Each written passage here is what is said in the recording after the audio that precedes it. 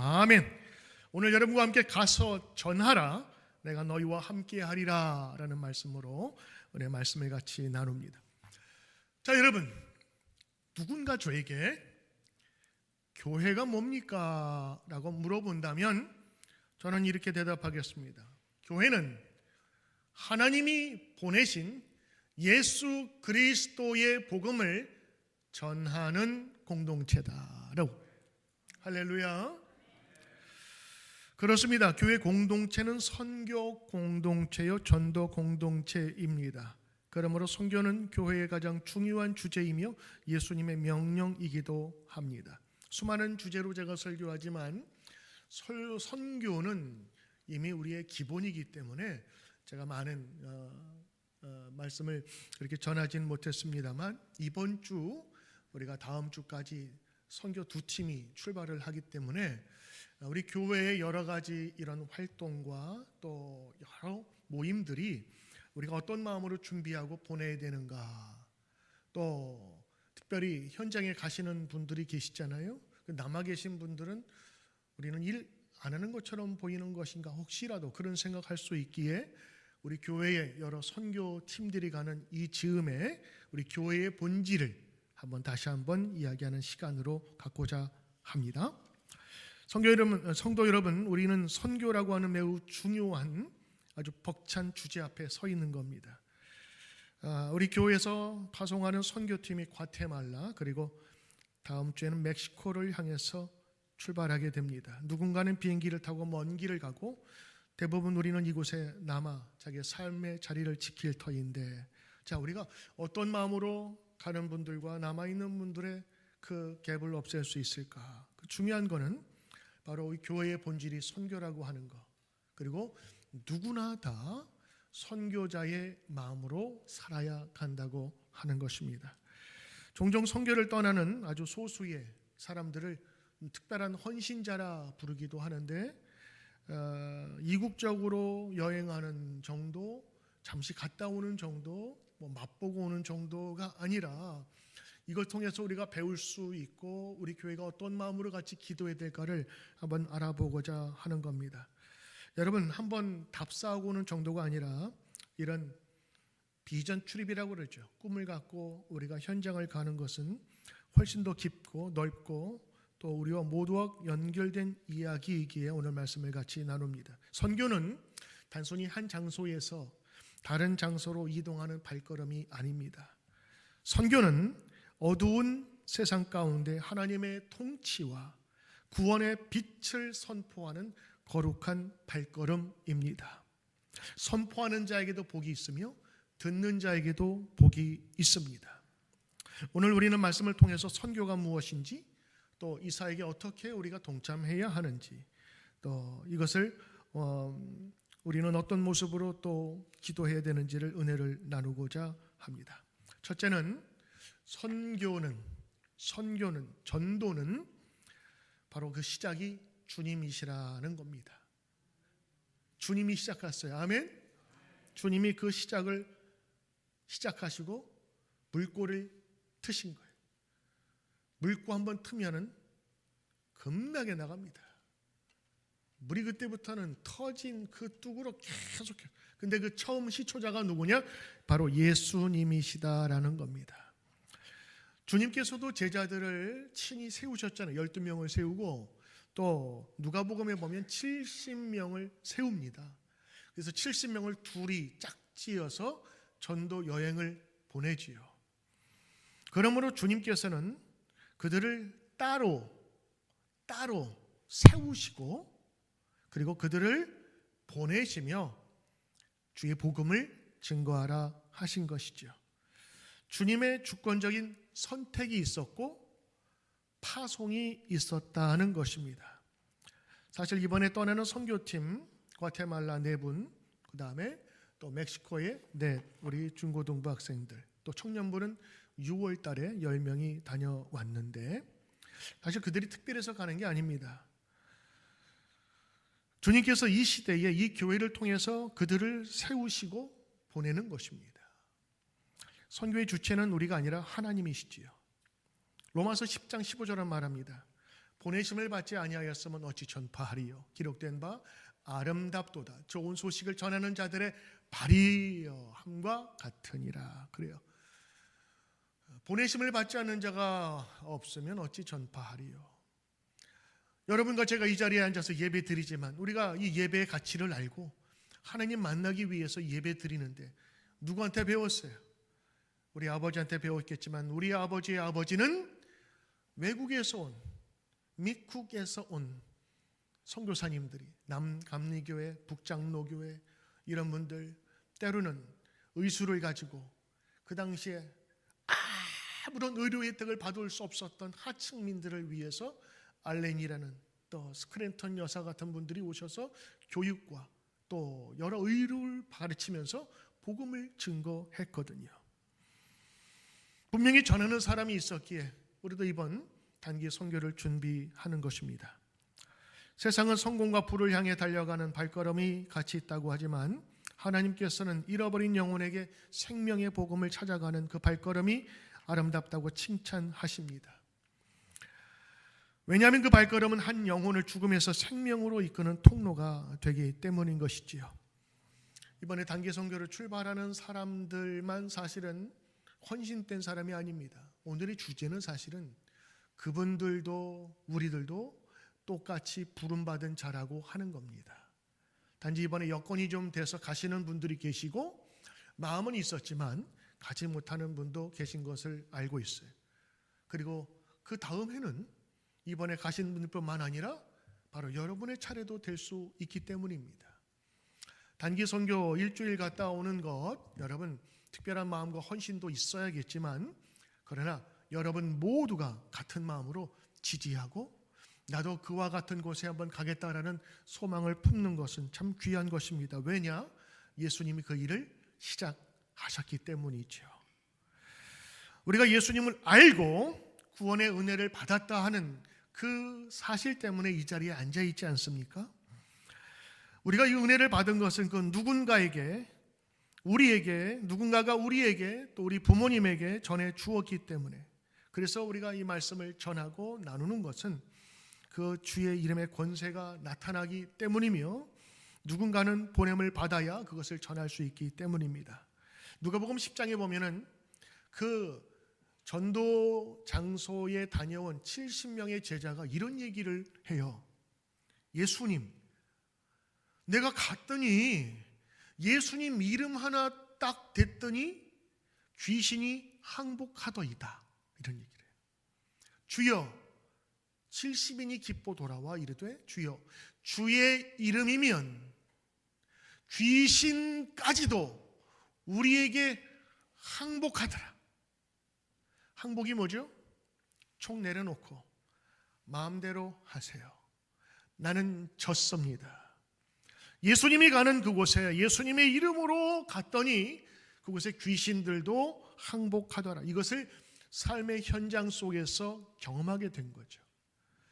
이런 의미에서 보면 우리 삶의 현장, 전도의 현장, 선교의 현장에 가는 것은 참 우리에게 도전을 주기도 하고 평소에는 잘 몰랐는데 우리가 알지 못하는 또 다른 세계에 가면서 예수님의 능력이 이런 거구나, 하나님의 능력이 살아계시는가라는 것들을 알게 됩니다. 그래서 아마 예수님도 70명을 보내신 것 같아요. 왜냐하면 그 현장 속에서 예수님의 이름이 드러나기 때문이죠. 우리가 기억할 것은 우리에게는 만물의 주인이신 예수 그리스도의 이름의 권세가 있다고 하는 겁니다. 그분이 시작하신 이 선교의 일을 이제 우리 교회가 감당하는 것입니다. 두 번째는 이 선교에 참석하는 몇 사람이 참석을 하고 주관하는 것이 아니라 이 선교는 우리 교회 전체가 함께 해야 한다는 겁니다. 이번에 네 분과 멕시코 4명 오늘 이제 파송식을 하면서 기도할 터인데 그분들이 우리 교회를 대표해서 가기 때문에 기도하는 거예요. 그러나 그 자리는 사실은 우리가 이렇게 기도하지만 여러분들도 이런 마음으로 함께 기도하고 내년엔 접니다. 우리 모두가 그런 마음으로 함께 기도하는 거예요. 로마서 10장 33절에 누구든지 주의 이름을 부르는 자는 구원을 받으리라. 그런즉 그들이 믿지 아니하는 이를 어찌 부르리요? 듣지도 못한 이를 어찌 믿으리요? 전파하는 자가 없이 들으리요.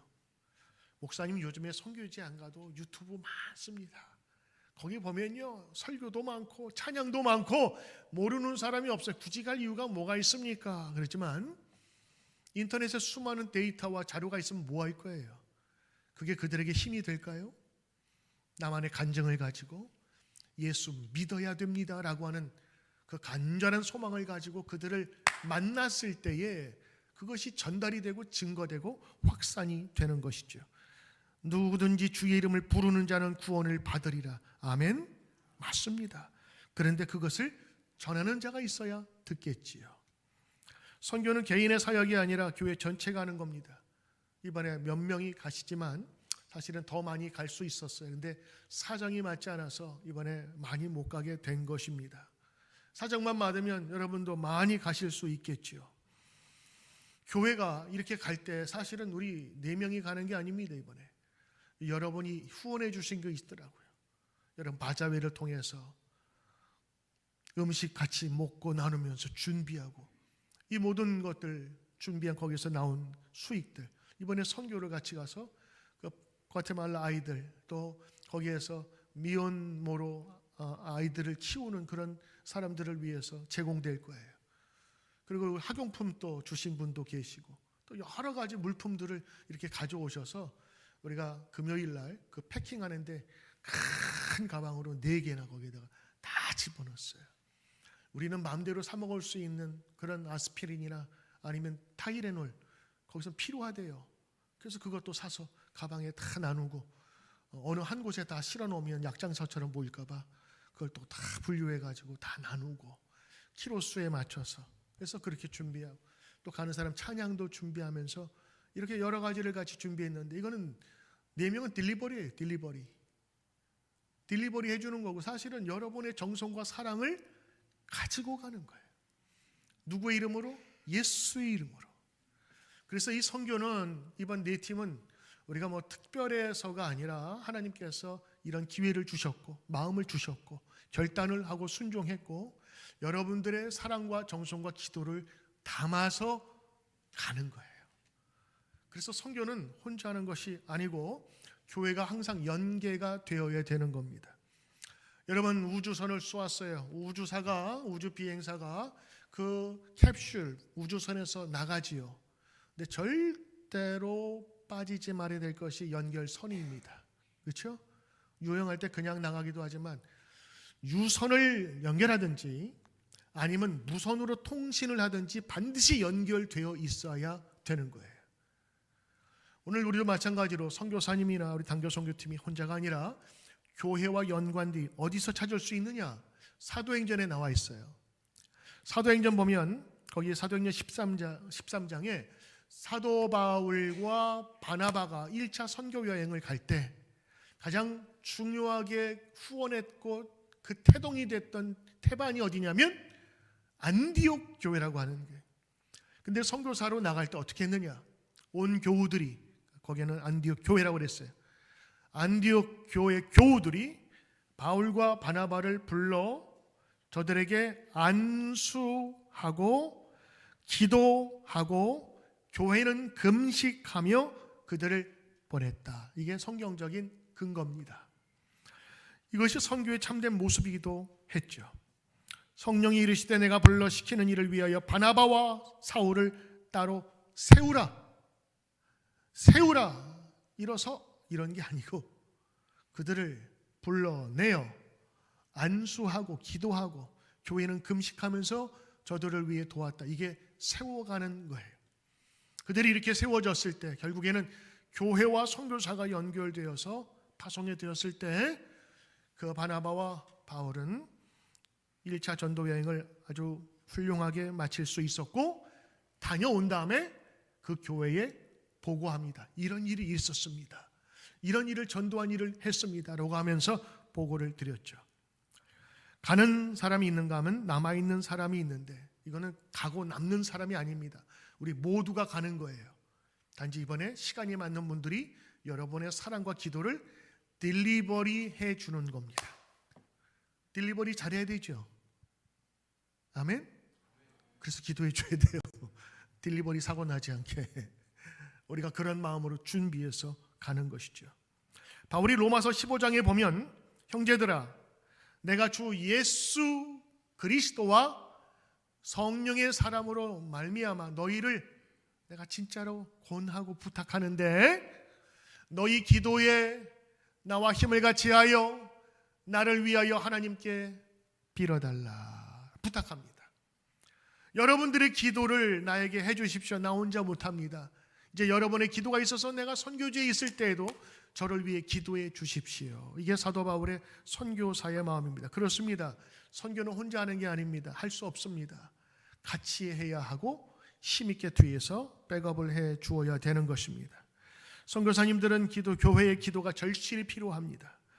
또 하나 교회의 모습을 볼 수 있는 게 사도 바울이 전도할 때에 기도에 부탁을 했고, 또 하나는 많은 교회가 한 건 아니지만 특별히 빌립보 교회는 사도 바울이 전도할 때에 물질로 선교 헌금으로 많이 도왔어요.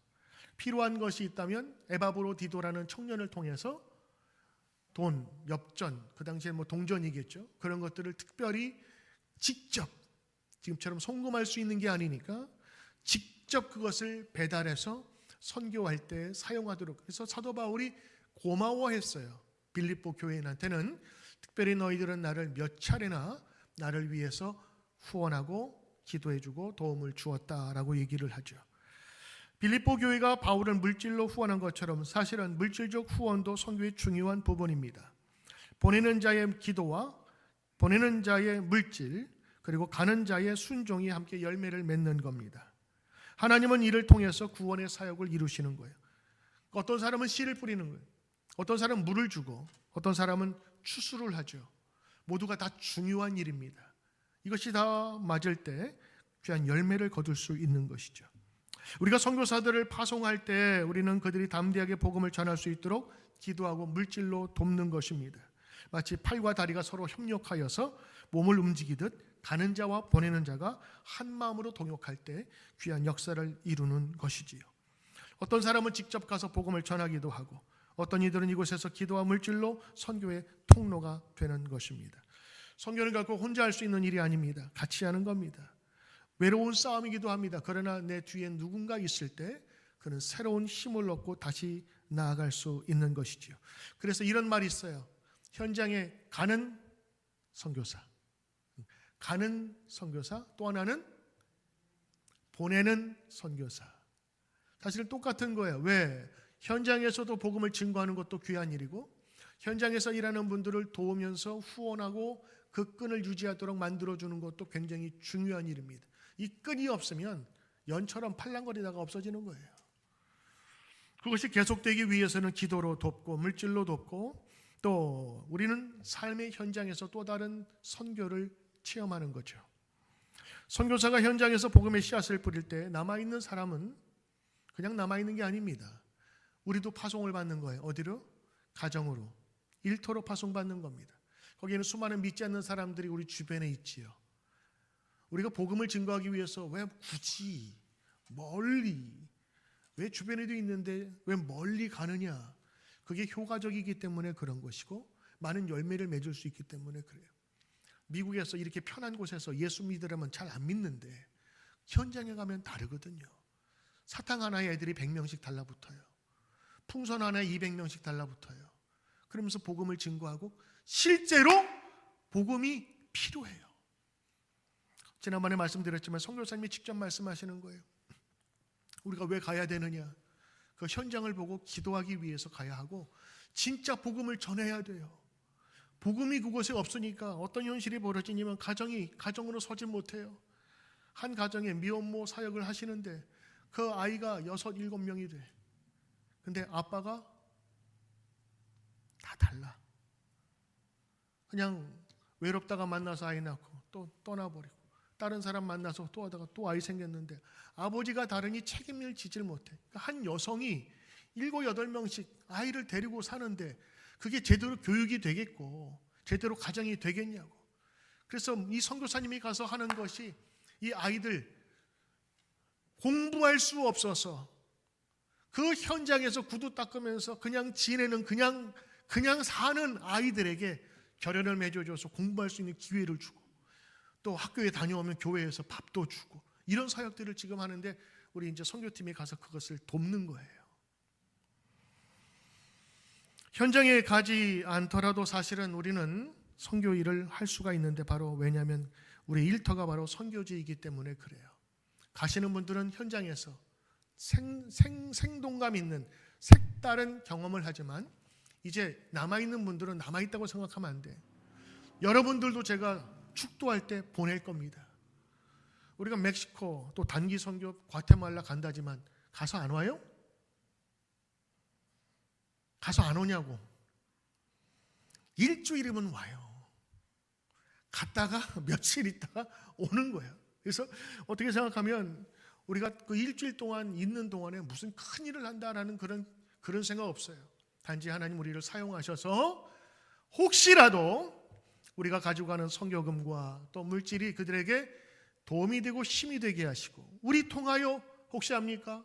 예수 믿지 않는 사람들 중에서 거기에서 목사가 나오고 전도자가 나오고 훌륭한 인물이 나와서 크리스천 지도자가 그 지역과 그 나라를 회복시키며, 지금도 안타까운 그 가정들을 바라보면서 다시 한번 올바로 세워지는 그 나라가, 그건 아무도 볼 수 없는 거예요. 우린 지금 뿌리러 가는 거예요. 여러분이 주신 씨앗을 뿌리러 가는 겁니다. 우리가 대표자고 잘나서가 아니에요. 순종함으로 그곳에 가고, 이제 남아있는 여러분들은 남아있는 게 아니라 이제 오늘 예배를 드리고 새로운 곳으로 파송하는 겁니다. 오늘 네 분은 멕시코와 과테말라로 일주일 동안만 잠시 출장 가는, 여러분은 이제 삶의 현장으로, 가정으로, 일터로 제가 축도하면서 보낼 겁니다. 하나님 이분들을 축복하소서. 예배를 통해서 말씀을 듣고 하나님의 은혜를 경험하신 분이 이제 삶의 현장으로 우리를 보내소서. 그래서 오늘 여러분들 사실 파송식은 오늘 네 분, 멕시코 네 분, 과테말라 네 분을 위한 게 아닙니다. 오늘 파송식은 바로 우리 모두를 위한 것입니다. 단지 특별한 장소에 가니 안전하게 다녀오라고 우리가 특별히 기도하는 것이지요. 요즘에 21세기 선교의 가장 중요한 전략이 뭐냐면 일터 선교라고 하는 거예요. 혹은 비즈니스 선교. 그래서 마켓플레이스 미니스트리 아니면 비즈니스 애스 미션. 이게 미션인지 이게 비즈니스인지 잘 모를 정도로 삶의 현장이 곧 우리의 선교의 현장이 된다고 하는 거죠. 많은 사람들이 교회에 찾아오지 않지만 그들은 매일 일터에 있지 않습니까? 내가 만나는 동료와 고객과 학생과 이웃이 바로 우리에게 붙여주신 선교의 대상자들입니다. 세상 속에서 거룩함을 구별하며 하나님의 통치가 우리의 삶을 통해서 드러날 때 우리의 일터는 하나님의 나라가 임하는 현장이 될 것입니다. 우리가 잊었다면 이제 다시 한번 그 삶의 현장으로 여러분을 보내는 것입니다.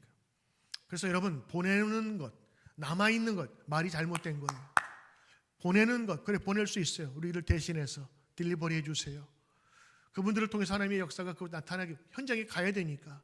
그렇다고 여기 있는 분은 남아있는 분이 아닙니다. 여러분들도 보내지는 사람들입니다. 그러므로 보내는 사람, 남는 사람 이런 말은 절대로 쓰지 마시고요. 우리 모두가 다 보내줘야 될 사람이라. 그래서 오늘은 특별하게 이분들을 위해서 기도하지만, 그러나 궁극적으로는 여러분을 위해 축복하면서 기도할 겁니다. 세 번째는, 오늘 선교는 예수님의 명령이며 그 명령에는 약속이 동반되었다라는 겁니다. 자, 예수님 처음에 시작하셨다 그랬죠. 예수님이 그 일을 하고 마지막에 뭘 하셨냐면, 마태복음 마지막 오늘 이걸 여러분이 보니까 너희는 가서 모든 민족을 제자로 삼아 아버지와 아들과 성령의 이름으로 뭘 주고? 세례를 주고 내가 너에게 분부한 모든 것을 가르쳐 지키도록 하라. 그리고 마태복음 끝. 처음에 예수님이 시작하셨던 일이 어떤 부탁으로 끝나요? 가서 전하라. 내가 너희를 세우리라. 그러므로 선교는 예수님의 명령이며 예수님의 마지막 유언과 같은 것이다 라는 것들을 볼 수 있는 겁니다. 이 말씀은 단순히 한두 사람에게 주어진 것이 아니라 예수님을 따르는 우리 모든 제자에게 주신 말씀이죠. 그러면 선교는 선택이 아니라 우리가 순종해야 할 예수님의 엄중한 명령이기도 하며 제자 삼는 사명은 지금 우리에게도 계속되어야 합니다. 자, 이 선교의 사역에 중요한 약속까지 하나 주시는데 그것이 뭐냐? 바로 볼지어다 내가 세상 끝날까지 너희와 항상 함께 하리라. 할렐루야. 많은 분들이 이 끝날을 세상 끝이라고 생각하는 분들이 지역적인 게 아닙니다. 시간을 관통하는 거예요. 끝날까지. 끝날입니다. 이건 지역을 넘어선, 시간을 넘어선 하나님의 통치가 그에게 임한다라고 하는 것이죠. 이건 약속으로 주신 거예요. I will be with you. 당신과 내가 함께할 것입니다. 언제까지? 세상 끝날까지. 이건 영원한 하나님의 지킴을 분명히 우리에게 주시는 것이지요. 선교의 일은 때로는 외롭고 힘들 수 있습니다. 그러나 이 약속 믿고 갈 수 있습니다. 예수님의 제자들이 은혜 받고 성령 받고 그들이 주님께서 받은 은혜로 어떻게 됐죠? 그들이 가두었던 막았던 빗장을 열고 세상으로 나가게 되었는데 성경 보니까 그들을 감당할 사람이 없었더라. 심지어는 의심 많은 도마는 제일 먼 인도까지 가서 복음을 전하다가 순교했어요. 어떻게 그 의심 많은 사람이 인도까지 갈 수 있었을까?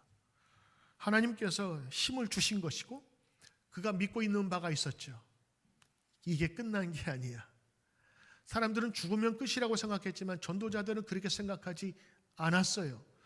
영원 세상 끝날까지 함께 하시겠다는 약속이 마음에 확 드니까 이제 내가 살아봐야 10년, 20년, 30년 더 살 터인데 조금 먼저 가면 어떨까? 이런 마음도 생기는 거예요.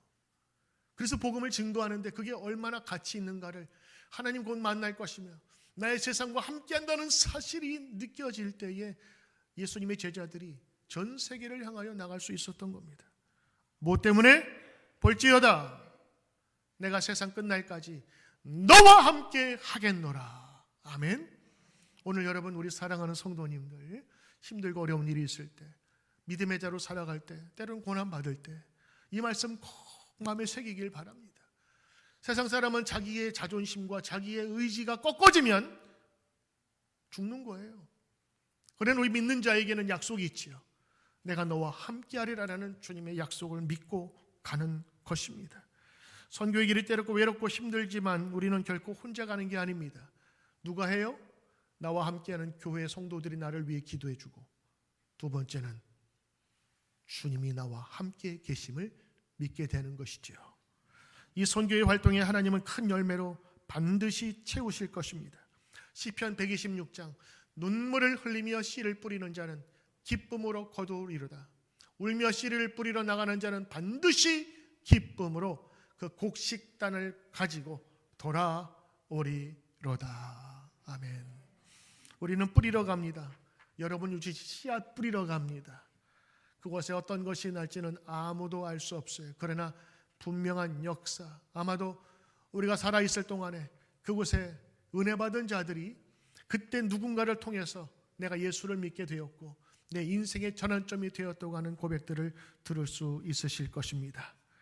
선교는 때로는 눈물과 수고가 있는 복음을 씨앗에 뿌리는 과정입니다. 눈앞에 당장의 열매가 없을 수 있어요. 당연하지요. 열매는 후에 나타나는 것이니까. 그러나 우리가 뿌린 복음의 씨앗은 하나님의 때에 반드시 풍성한 열매를 맺을 것입니다. 과테말라뿐만 아니라 멕시코 이번에 가시는 분들도 참 감사해요. 그리고 그 가도록 여러분이 뒤에서 후원해 주시고 도와주시고 물품을 보내주시고 기도해 주신 것 너무너무 감사하고 이제 여러분들 이곳에서 함께 예배드리는 여러분들도 이제 가정으로 일터로 파송하는 겁니다. 왜냐하면 그곳이 더 힘들고 어려운 선교지가 될 수 있기 때문입니다. 저희는 가면 대접받아요. 몸이 불편해서 그렇지.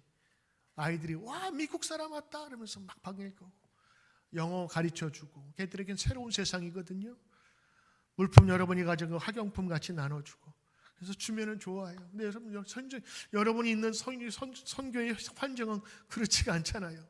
예수 믿으라면 냉대하고 또 예수 믿는 것이 큰 어려움인처럼. 이제 오늘 여러분들 우리 모두가 다 부름받은 자로서 이제 단기 선교 가는 분들은 단기 선교제가 다 다시 돌아와. 그리고 삶의 현장에서 남아있는 이곳에 파송될 때 오늘 말씀 가서 전하라. 가서 전하라. 내가 너희와 함께 하리라. 오늘 이 마음으로 오늘 큰 열매가 우리의 삶 가운데 나타나시기를 주의 이름으로 축복합니다. 아멘.